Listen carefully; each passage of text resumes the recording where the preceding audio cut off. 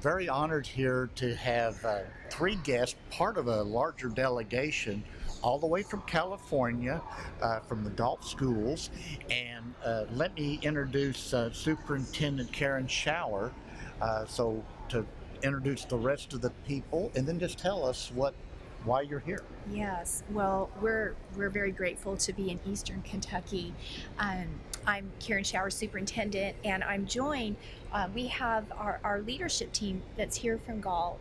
We have another district administrator. We have two school administrators and two teachers. So I'd like to introduce Kim Frizzy, who serves as a teacher, an elementary school teacher, and also a principal, David Nelson, and we're all from Galt. Okay, and so when you talk about Galt in the school, so is that a district or? Yes. So talk about your district a little bit. Yes. The Galt Elementary School District is a preschool through grade 8 district. We serve about 3,800 children, and in the community of Galt, we have our elementary district has 5 elementary schools, a middle school, and a preschool. There's a high school district, and then there are 1 school feeder districts that all feed into the high school district. So that gives you a feel for both the elementary and high school district. The community of Galt is about 22,000, population of 22,000. It is 30 miles south of Sacramento, between 2 large cities, but also can be forgotten at times because it has a small town feel, and far away from cities, and maybe the nearest say college or university is about 30 miles away. Okay, and how did you hear about KVAC, these 22 school districts, and happen to be traveling all the way from California, Northern California to Pikeville, Kentucky? Well, I can tell that there's a powerful journey that's underway in Eastern Kentucky and KVAC, and our journey started in December of 2012. We were one of 16 education organizations that were funded through Race to the Top. And so in that time, there were some times that we would have time to network with other systems that were funded through Race to the Top. But I have to tell you, it didn't quite sink in to me that KVAC was a part of Race to the Top. It wasn't until we were in Austin, Texas, for the South by Southwest Edu Conference, and we saw a description of this session that talked about personalization and this real investment in the person and personalization and capacity building and the power of community to really make positive change over time. And there was this connection we felt in terms of what was happening in Eastern Kentucky with personalization, working with different partners that we felt we could learn from as well. Yeah.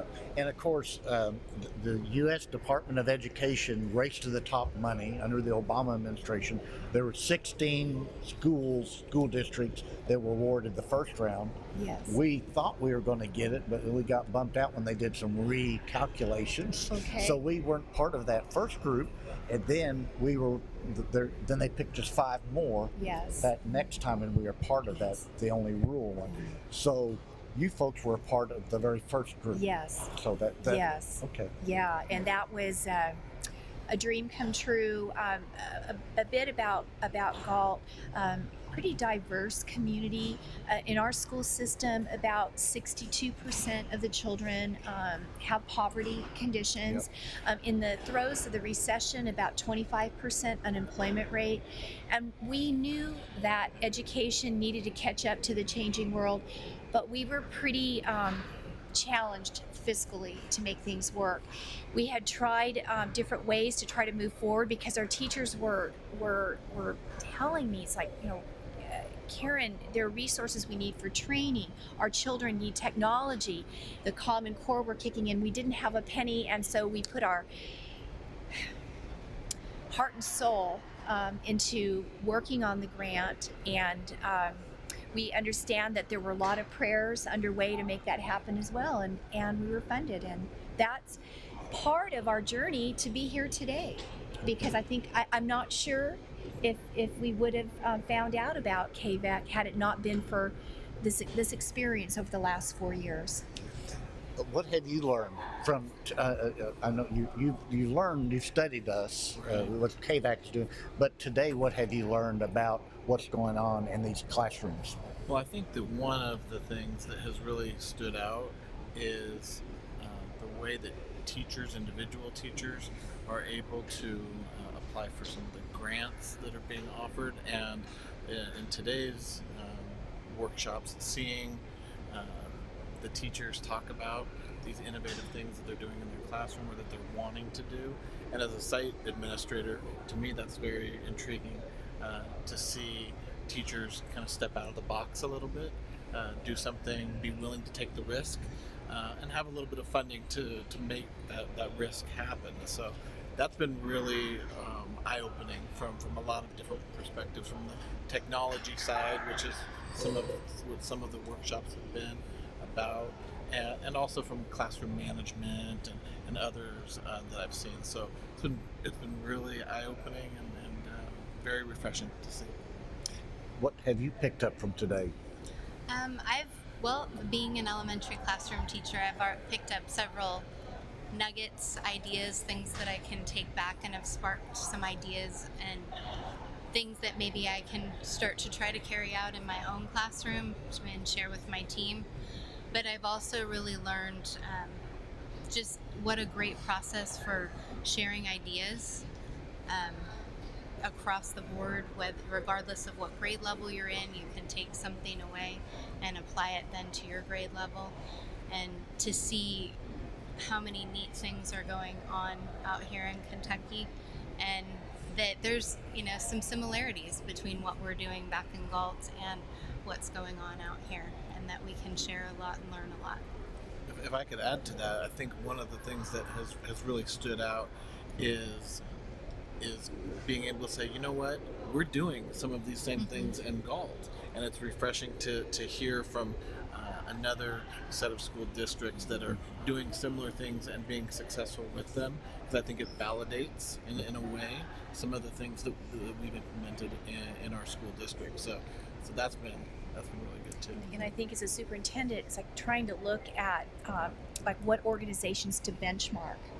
And that was, I think, what we were locking in, is like when we were looking at the work here, that there seemed to be, yes, there are connections, but also opportunities for us to push our thinking and learn new things through this potential work together.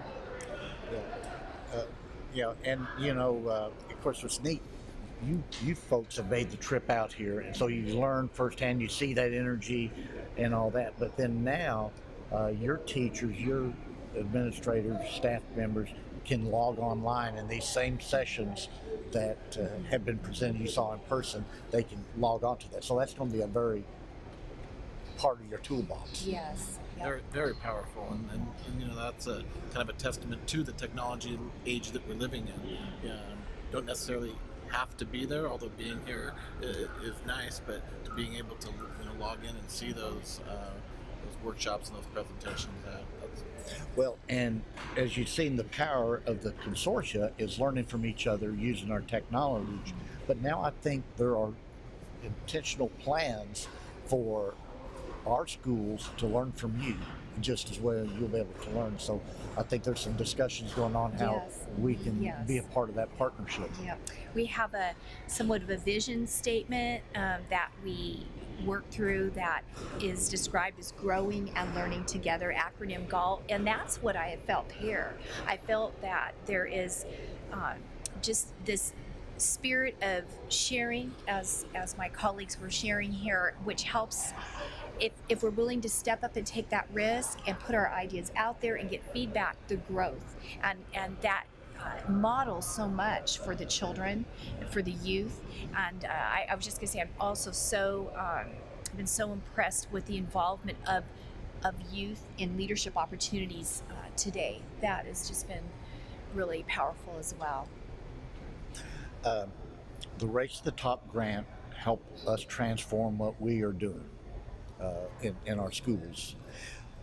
How did the Race to the Top grant help transform your school district? I think had we not gotten Race to the Top, I think it would have been very difficult to have had the capacity building opportunities. We are at 1-to-1 with computer devices. Certainly, it helped that way. But what it took to be able to create some new positions, to interact not only internally, but to have funding to reach outside the community of Galt. And it's part of why we're here. It's part of what funded us to be here too, those opportunities to grow, and that blend of internal and external expertise to get to a better place as a school system and for the community. Yeah, and I think as you pointed out, you're doing some remarkable, great things, and then it's nice whenever you visit another set of schools to realize, hey, that we're on the right track. That's affirmation for some of the strategies and programs you've got in place. Yeah, and I know California is a large state, and there are schools and districts that are doing really good work there too. Sometimes, again, what we're seeing in Eastern Kentucky with what's happening in personalization and partnerships, it's pretty special. It's pretty special, and I think when we're visioning and actually dreaming with our eyes open, it looks like there could be some really powerful ways to work together. Okay. Well, first of all, appreciate your folks coming here to visit us and being at the summit and spending some time with us outside the summit, but then also being on this Firecast. Thank you so much. Thank you. Thank you very Thank Absolutely. you. Thank you.